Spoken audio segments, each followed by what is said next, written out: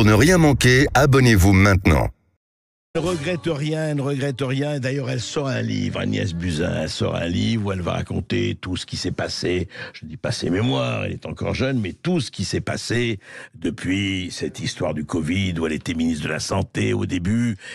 Et il y a eu tellement d'épisodes. Je pense que ce livre va être très intéressant et va se vendre. Je crois qu'il paraît en fin septembre. Mais c'est très très intéressant avec Agnès Buzyn parce qu'elle s'est expliquée lors des commissions d'enquête du Sénat, de l'Assemblée nationale. Elle s'est expliquée partout. Elle s'est expliquée au Monde, rappelez-vous. C'est-à-dire cette interview de Monde de mars 2021, quand elle a quitté le ministère de la Santé pour se présenter avec le succès que l'on sait aux élections municipales à Paris. Eh ben, on se rappelle, hein, elle avait dit au Monde, on aurait dû tout arrêter, c'était une mascarade.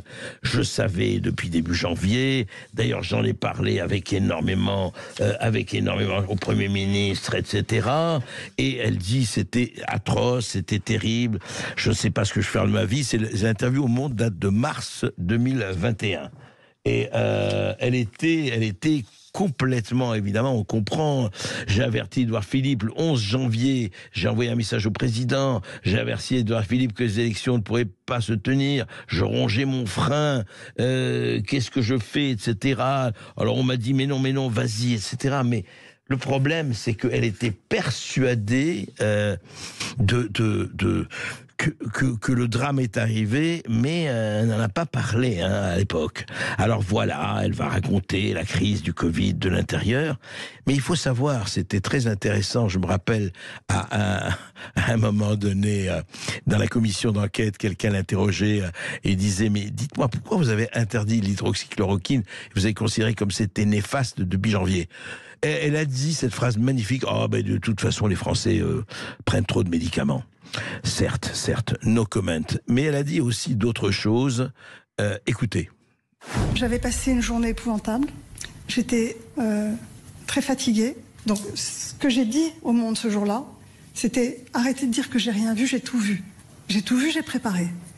Parce que j'ai pressenti, j'ai senti un danger, bien avant les autres.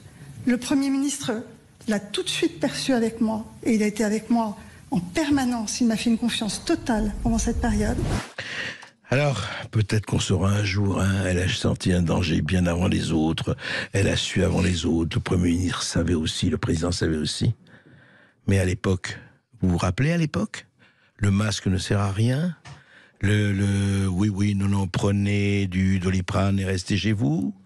Vous rappelez tout ça? Vous rappelez les gestes barrières, etc.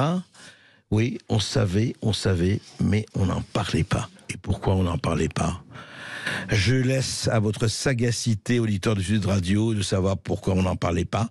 Écoutez, on attend les mémoires d'Agnès Buzyn. Aujourd'hui, elle est à la Cour des comptes. Écoutez, on lui souhaite du succès, mais vraiment, est-ce qu'on saura dans ce livre ce qui s'est passé? Je vais vous dire mon sentiment personnel, ça m'étonnerait que l'on sache tout. On le saura un jour, mais pas encore.